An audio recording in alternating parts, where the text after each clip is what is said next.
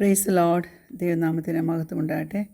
എന്നെ കേൾക്കുന്ന ദൂരത്തും ചാരത്തും ഇരുന്ന് ശ്രദ്ധിക്കുന്ന എല്ലാ പ്രിയപ്പെട്ടവർക്കും കർത്താവായ യേശു ക്രിസ്തുവിന്റെ നാമത്തിൽ ഞാൻ എൻ്റെ സ്നേഹവന്ദനങ്ങളെ അറിയിക്കുന്നു. നമ്മൾ ജീവിതത്തിൽ ചില കാര്യങ്ങളിലെല്ലാം എക്സലൻ്റ് ആകണമെന്ന് ആഗ്രഹിക്കും. പക്ഷേ എത്താൻ പറ്റാതെ വരുമ്പോൾ നമ്മൾ ചില ഡെഡ് ലൈൻസിനെ വന്ന് മീറ്റ് ചെയ്ത് കഴിയുമ്പോൾ നമുക്ക് മനസ്സിലാക്കണം, അതെല്ലാം നമ്മുടെ ജീവിതത്തിൻ്റെ ഒരു നാച്ചുറൽ പാർട്ടാണെന്ന്. അങ്ങനെ വിചാരിച്ചില്ലെങ്കിലാണ് ജീവിതത്തിൽ മാനസിക പ്രയാസങ്ങൾ കടന്നു വരുന്നത്. അപ്പോൾ അങ്ങനെ ഡെവലപ്പ് ചെയ്യുന്ന സ്ട്രെസ്സൊക്കെ ഉണ്ടല്ലോ, സീരിയസ് പ്രോബ്ലമായിട്ട് മാറും.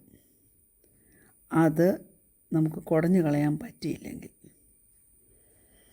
അപ്പം നമ്മൾ എത്ര അൺഹെൽത്തി ആയിട്ടുള്ള സ്ട്രെസ് സൈക്കിൾ വന്നാലും അതിൻ്റെ ഗ്രിപ്പിൽ നിന്ന് നാം റിലീസ്ഡ് ആകണം.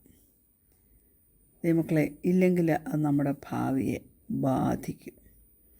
ഇഫക്റ്റീവായിട്ടൊന്ന് ജീവിക്കാൻ, സന്തോഷകരമായിട്ടൊന്ന് ജീവിപ്പാൻ, ആനന്ദത്തോടെ ദിവസങ്ങൾ മുന്നോട്ട് കൊണ്ടുപോകാൻ നമുക്ക് പ്രയാസം വരും. അതുകൊണ്ടാണ് എസെൻഷ്യലായിട്ടുള്ള സ്പിരിച്വൽ ആൻഡ് പ്രാക്ടിക്കൽ കാര്യങ്ങളൊക്കെ നാം ധ്യാനചിന്തയിൽ എടുക്കുന്നത്.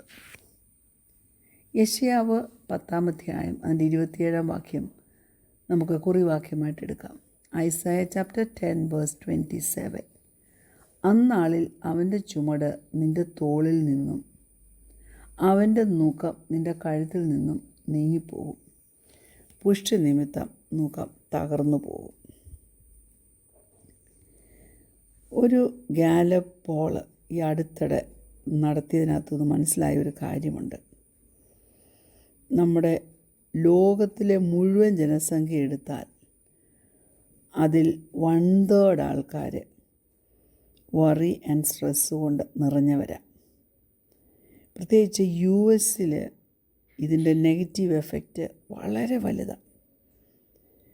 അമേരിക്കയിലുള്ള പകുതി പേരും പറയുന്നത് അവർ ഇത് നിമിത്തം സഫർ ചെയ്യുന്നുണ്ടെന്ന്. അത് ഓവറോൾ വെൽബീയിങ്ങിന് വേണ്ടി അവർ ഭക്ഷണം കഴിക്കും. പക്ഷേ ഈ സംഗതി ഉണ്ടല്ലോ, ഈ സ്ട്രെസ്സ് മൂലം ജീവിതത്തിൽ വരുന്ന അതവരെ കാർന്ന് തിന്നുക എന്നാണ് പറയുന്നത്.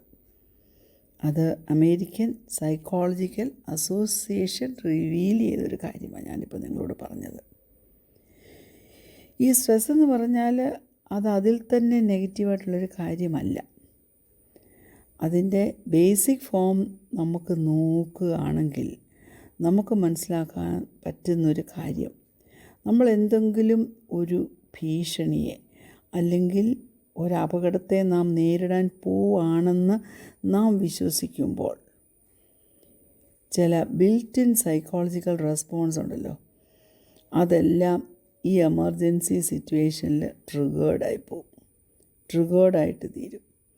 അത് റിയലായിട്ടുള്ളതാണെങ്കിലും നമ്മൾ ഭാവിച്ച് കൂട്ടിയ കാര്യമാണെങ്കിലും ഇങ്ങനെ വരുമ്പോൾ നമുക്ക് വലിയ ഉയർന്ന പ്രതീക്ഷകളൊക്കെ ഉണ്ടല്ലോ, നല്ലതായിട്ട് പെർഫോം ചെയ്യണമെന്നൊക്കെ.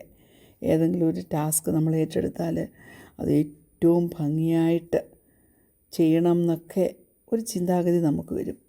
അത് ആ പ്രതീക്ഷ ചിലപ്പോൾ നമ്മൾ തന്നെ ജനറേറ്റ് ചെയ്തെടുത്തതായിരിക്കും, അല്ലെങ്കിൽ ഔട്ട്സൈഡ് സോഴ്സിൽ നിന്ന് മറ്റുള്ളവരൊക്കെ കുഞ്ഞെ ഞങ്ങൾ നിന്നിൽ നിന്ന് വലിയ പ്രതീക്ഷിക്കുന്നു എന്നൊക്കെ പറയുമ്പോൾ അവരായിരിക്കുന്ന ആ മേഖലയിൽ വലിയ പ്രതീക്ഷ വെച്ച് പുലർത്തുവാൻ തക്കവണ്ണം ആഗ്രഹിക്കുന്നവരായിരിക്കും.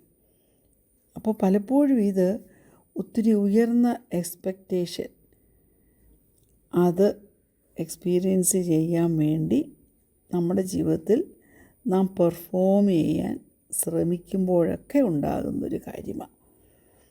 ഞാൻ പറയുന്ന രീതി നിങ്ങൾക്ക് മനസ്സിലാകുന്നുണ്ടായിരിക്കുമല്ലോ. എന്നാൽ ടെമ്പററി ഫോമിൽ നോക്കുകയാണെങ്കിൽ പ്രഷർ വരുമ്പോൾ പെട്ടെന്ന് നമ്മുടെ ജീവിതത്തിൽ ഈ സ്ട്രെസ് വന്നത് നമ്മളെ ഒന്നുകൂടെ ഫങ്ഷൻ ചെയ്യാനായിട്ട് മോട്ടിവേറ്റ് ചെയ്യും. നമ്മുടെ ഏറ്റവും നല്ലത് പുറത്ത് കൊണ്ടുവരാനായിട്ട് നമ്മെ സഹായിക്കും. പക്ഷെ അതങ്ങ് നിലനിന്ന് പോയാൽ അത് വളരെ ഹാംഫുള്ളാണ്. നമ്മുടെ ശരീരവും നമ്മുടെ മനസ്സും നമ്മുടെ വികാരങ്ങളൊന്നും പെർപ്പച്വലി ഇങ്ങനൊരു എമർജൻസി സ്റ്റേറ്റിൽ ജീവിക്കാൻ തക്കവണ്ണം ഡിസൈൻ ചെയ്തിട്ടുള്ളതല്ല. ചിലപ്പോൾ പരീക്ഷ എടുക്കുമ്പോൾ ഒരു വലിയ വെപ്രാളം വരും, നമ്മൾ സ്പീഡിൽ പഠിക്കാൻ തുടങ്ങും. ഓക്കെ, പരീക്ഷ കഴിഞ്ഞാൽ തീർന്നു. അങ്ങനെയുള്ളതിന് കുഴപ്പമില്ല, അങ്ങനെയുള്ളൊരു സ്ട്രെസ്സിന് കുഴപ്പമില്ല. അല്ലെങ്കിൽ ഒരു ജോലി ചെയ്ത് തീർക്കണം, അത് ഇച്ചിരി അങ്ങ് കഷ്ടപ്പെടേണ്ടി വന്നു. എനിക്കറിയാം, IT വർക്ക് ചെയ്യുന്ന പിള്ളേരൊക്കെ കുത്തിയിരുന്ന് ചിലരെ എനിക്കറിയാം ഹോട്ട് വാട്ടർ ബാഗ് വെച്ചിരിക്കുക പുറകിൽ.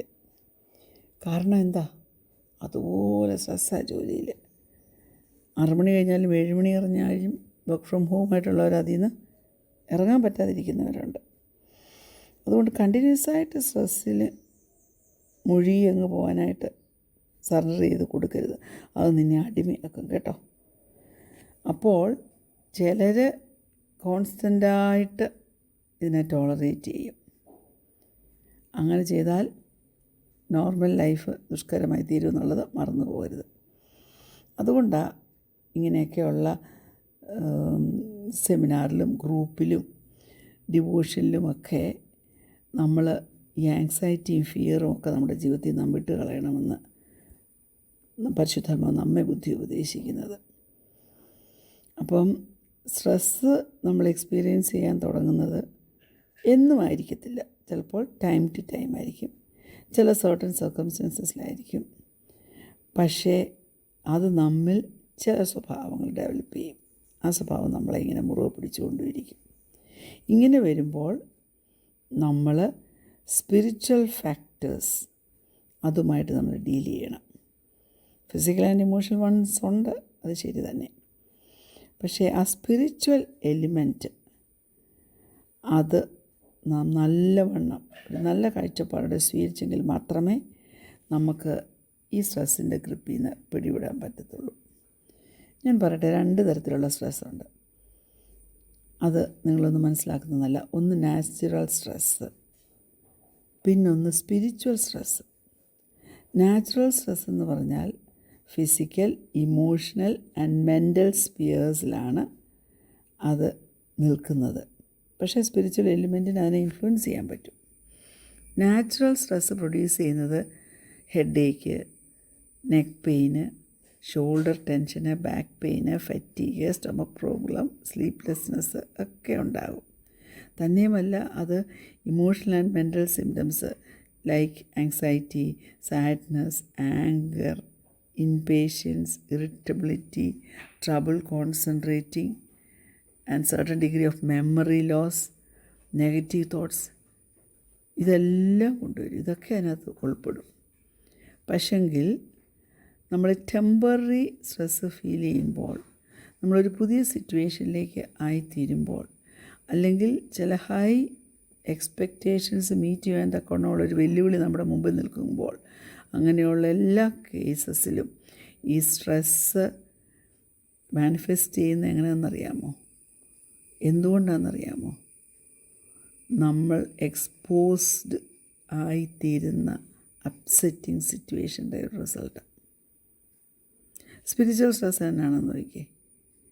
അത് ഒരു ഇൻഡിവിജ്വലിൻ്റെ എബിലിറ്റി, തനിക്കതിനെ പഠിച്ച് എടുത്ത് മാനേജ് ചെയ്യാൻ, കൺട്രോൾ ചെയ്യാൻ പറ്റുമെന്നുള്ളത്. പക്ഷേ അതൊരു സ്പിരിച്വൽ സ്റ്റേജിലേക്ക് വരുമ്പോൾ നാച്ചുറൽ മെത്തേഡ്സ് ഒന്നും ഉപയോഗിച്ച് അതിനെ കൺട്രോൾ ചെയ്യാൻ പറ്റത്തില്ല. അപ്പം വളരെ സിഗ്നിഫിക്കൻ്റായിട്ടുള്ള സ്പിരിച്വൽ ഇഷ്യൂവിന് മാത്രമേ അതിനെ ഒന്ന് കൺട്രോൾ ചെയ്യാൻ പറ്റത്തുള്ളൂ. അപ്പോൾ സ്പിരിച്വൽ സ്ട്രെസ്സ് വരുമ്പോൾ പല വിധത്തിൽ നമുക്കതിനെ കൺട്രോൾ ചെയ്യാൻ തക്കവണ്ണം തിരുവചനം നമ്മെ പഠിപ്പിക്കുന്ന പല കാര്യങ്ങളുണ്ട്. ഈ സ്പിരിച്വൽ സ്ട്രെസ്സിനകത്ത് വരുന്നത് എന്നാണെന്നറിയാമോ? ജലസി, ഡിപ്രഷൻ, ആങ്കർ, ഫിയറും വരും. അതായത് ഒരു വ്യക്തി ഒരു വിധത്തിൽ അല്ലെങ്കിൽ മറ്റൊരു വിധത്തിൽ ക്രോസ് ഓവർ ചെയ്യുക, പ്രഷറിൽ തനിക്കുണ്ടായിരുന്ന ഫീലിങ്സിൽ നിന്ന്, അല്ലെങ്കിൽ അല്പസ്വല്പ ഡിപ്രഷനിൽ നിന്ന് ഒക്കെ ഫ്രീ ആയിട്ട് വരാൻ ആഗ്രഹിക്കുക. അതുവരെയും താൻ ഇംപ്രിസൻഡാണ്. അപ്പം അങ്ങനെ നമ്മൾ ശ്രമിക്കുമ്പോൾ നമ്മുടെ ജീവിതത്തിൽ ചില വിധത്തിലുള്ള ചിന്തകൾ, ഞാൻ പറയട്ടെ, ആ ചിന്തകളെന്ന് പറയുന്നത് തിരുവചനം നമ്മെ അനുശാസിക്കുന്ന കാര്യങ്ങൾ, അതായത് നല്ലതിലേക്ക്, നന്മയിലേക്ക് നമുക്ക് മാർഗദർശനം കാണിക്കുന്ന സംഗതികൾ, അതായത് ചില പ്രശ്നങ്ങളിൽ നിന്ന്, വെല്ലുവിളികളിൽ നിന്ന് രക്ഷപ്പെട്ട് ഈസിയായിട്ട് ഓവർകം ചെയ്യാൻ തക്കവണ്ണം നമ്മളെ ബുദ്ധി ഉപദേശിക്കുവാൻ കഴിയുന്നത് ദൈവത്തിന് മാത്രമേ ഉള്ളൂ. മനസ്സിലായോ? അപ്പോൾ അതിന് നാം തുനിയുന്നില്ലെങ്കിൽ ഇന്ന് ദൈവത്തെ വിശ്വസിക്കുന്നവർ